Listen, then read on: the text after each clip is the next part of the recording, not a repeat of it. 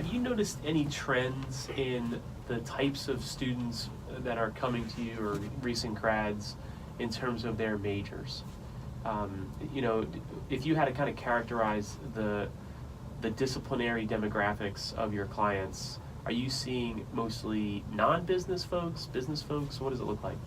It's really across the board. When I tell you we work with everyone from art students, communications, business, STEM, engineering. The part that's the more surprising part about kind of the students that we see is that you hear in the market STEM and engineering is and computer science, that's the hot market, that's where the jobs are. Yeah.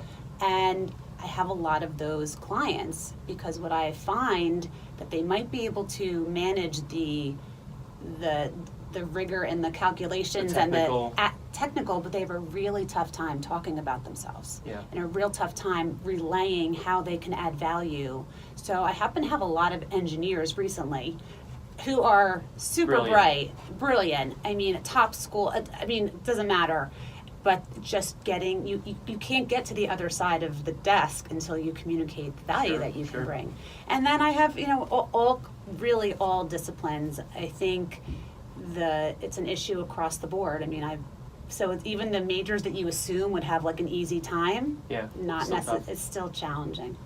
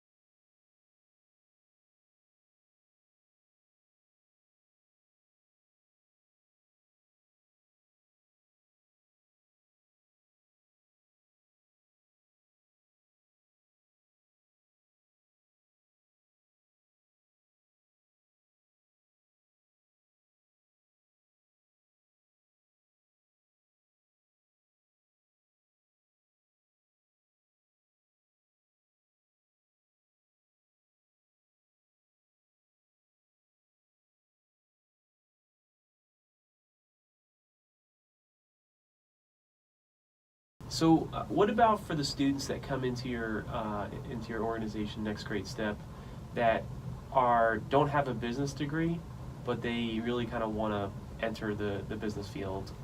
I'm sure you have a couple of those. What's some good advice for those students? Should they be worried?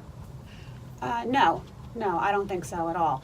I have this quite a bit. I've had English majors who say they want to be in finance. I have a history major who wants to go to be an analyst. And my advice to them is, first of all, companies are looking for diversity in in the backgrounds of the candidates they bring in. The important piece is how do you connect the dots for an employer? So it's fine that you studied history and you want to be an analyst. You have to show, well, where did you demonstrate interest in some kind of financial aptitude? Did you manage your own stocks? Were you part of a club? Did you just have an interest in what's happening in the market? So you have to show something that could show how you can have a diverse background, but also connecting to how you want to get to where you are. Sure. No, great advice. So let's talk about your leadership. What have you learned about yourself and your leadership by kind of starting your own company? Your baby's going to be 4 years old here coming up. What have you learned these past 4 years about yourself? I learned a lot. I've learned a lot. So it was really interesting being someone who was the employee in a technology company and then working as a consultant advising others and then being an entrepreneur. So I really was not an entrepreneur prior to this. And it's great and it's hard. Yeah. It's really hard. And it takes a lot of perseverance. And there's a lot of times you're like, what am I doing? And is this even right? You know, you definitely question yourself. There's a wonderful podcast I listen to.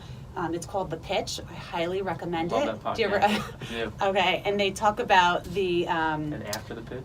and after the pitch, but they talk about the concept of the trough of sorrow. Yes. That until you've gotten into the trough of sorrow, which means have you really suffered a setback, or have you really gotten through a point where you're like, wow, I can't do this anymore, and then all of a sudden you come out of it and you're like, wow, I just learned from that. But when you're in it, It's tough.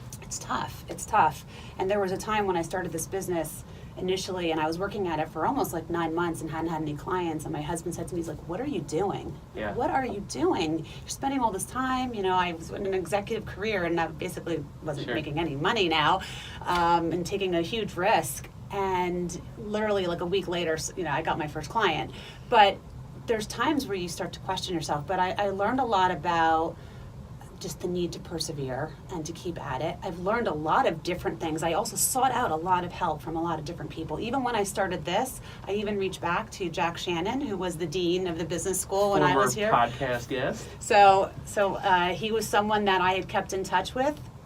I had come in and presented to the leadership program when it first was starting. So I tapped into a lot of people that I knew or had connections with just to test the idea, test concepts, talk about things. I did a lot of stuff for free. I gave a lot of clients work for free because I wanted to see that it worked.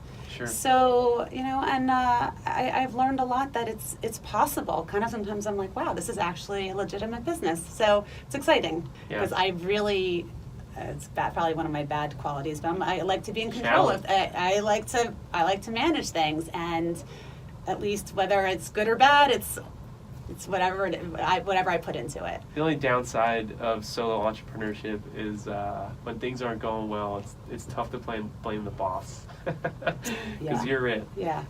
You mentioned some podcasts earlier. You mentioned The Pitch. Are there any other podcasts that you regularly listen to? I'm assuming you're a regular listener of ours, but are there any ones out there that you think your go-tos?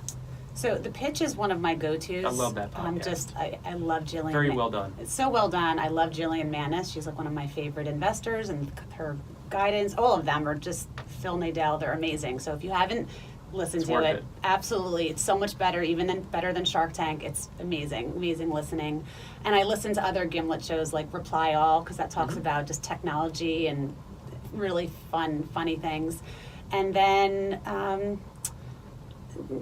I kind of listen to a lot of different things. I also have a lot of friends now who are doing podcasts. So I've become friendly with a gentleman, Steve Gordon. He has a podcast called The Unstoppable CEO. So I've been listening to that, which has been really helpful as an entrepreneur. And then I like things too that talk about music, and I love the Alec Baldwin Here's the Thing. Yep. I just did a whole interview that I listened to that he did with Billy Joel. Kind of dates me and how my interests are. But just I love hearing about how things are created, how people come to be. So it's just a great diversion.